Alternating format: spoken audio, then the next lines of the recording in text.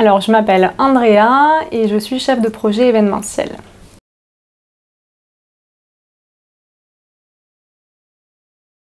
Mon métier, c'est de gérer, organiser et mettre en place toutes les opérations marketing, commerciales et événementielles dans la boîte. Donc ça va être les journées portes ouvertes, les salons, et puis je suis aussi sur toutes les opérations transversales qui résultent de la communication ou du marketing.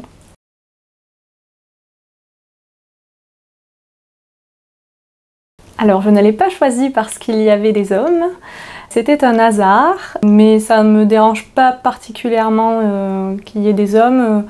J'ai pour ma part plein d'amis masculins. Ceci dit, le secteur du véhicule de loisirs est quand même très intéressant. Déjà c'est un secteur en plein boom et puis on est quand même dans un état d'esprit avec des clients qui achètent des véhicules pour du loisir, de la passion, réaliser des rêves, donc c'est un secteur qui est très agréable.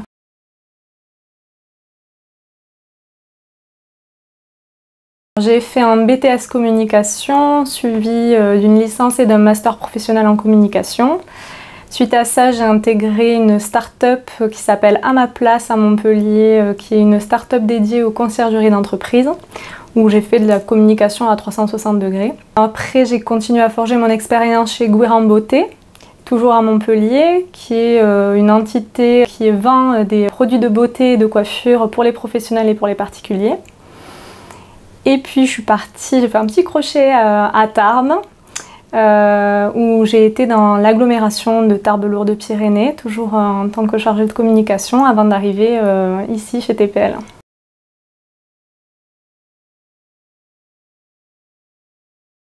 Alors moi j'ai pas de journée type, elle se marre derrière la caméra parce qu'elle le sait. Ma journée type, c'est le téléphone qui sonne en permanence, des gens qui rentrent dans le bureau et beaucoup de mails à traiter. C'est aussi ce que j'adore d'ailleurs dans mon métier, c'est que je m'ennuie jamais.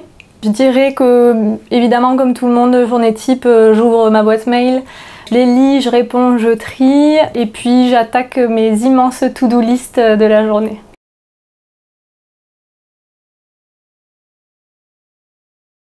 Alors oui, en effet, je vais être sur le terrain principalement pour les salons et quand il y a besoin de moi sur des événements en concession.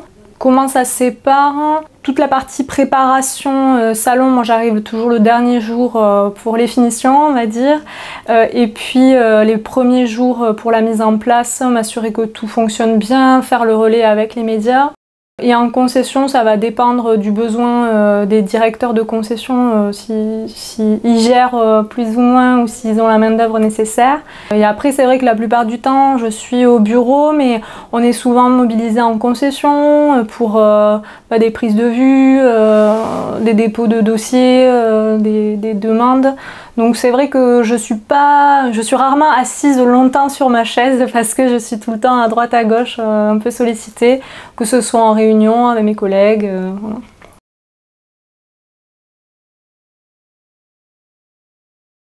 Il faut beaucoup d'organisation, ça c'est vraiment le maître mot de mon métier.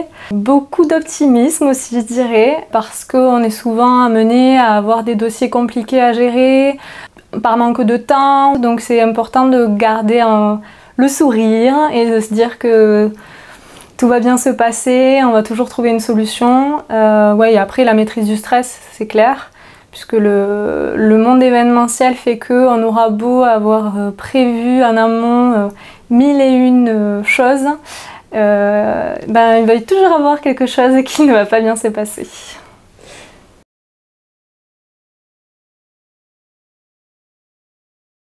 Ce qui me plaît le plus, c'est d'avoir plusieurs missions. En fait, j'ai toujours essayé d'avoir des postes polyvalents, justement parce que j'adore ne pas m'enfermer et découvrir de nouvelles choses.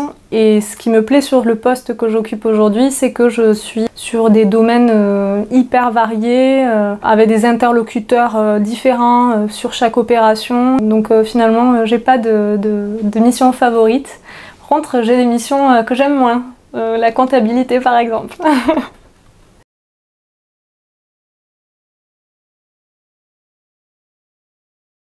On a une boule anti-stress.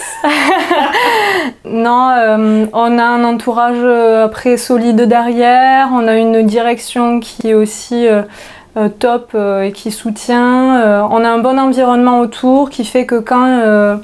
c'est ce que je disais en fait, l'espèce d'optimisme en toute épreuve, c'est un peu se dire il y a tellement de choses plus graves, hein, c'est pas grave, on souffle un bon coup, ça va aller. Et puis il n'y a pas que le travail dans la vie aussi, donc je dirais ça, c'est de savoir qu'autour de soi ça va, il y a pire. Au travail, forcément on positive un peu plus.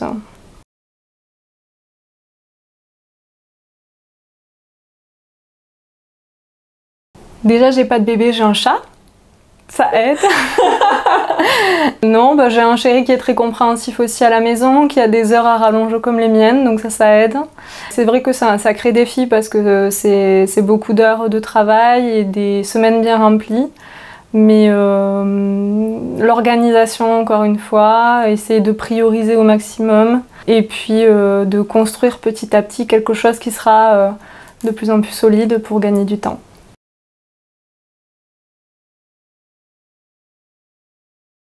Oh le salon de Narbonne. Salon de Narbonne. Le salon de Narbonne parce que c'est celui qui est porté par TPL depuis des années. C'est le salon sur lequel on s'amuse un peu plus que d'autres salons à mettre en place des nouvelles choses, des initiatives. C'est celui aussi où tout le monde est mobilisé, donc à la centrale, au siège.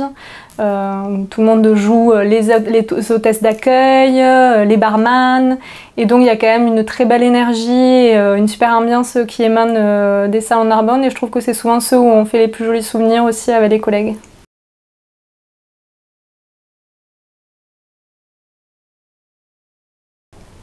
Je ne répondrai pas à cette question.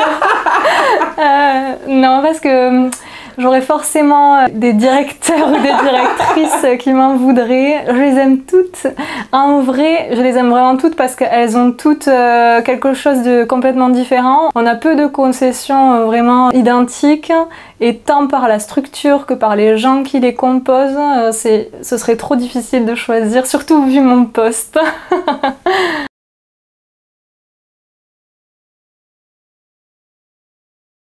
Merci Camille pour ces vidéos qui mettent à l'honneur les femmes.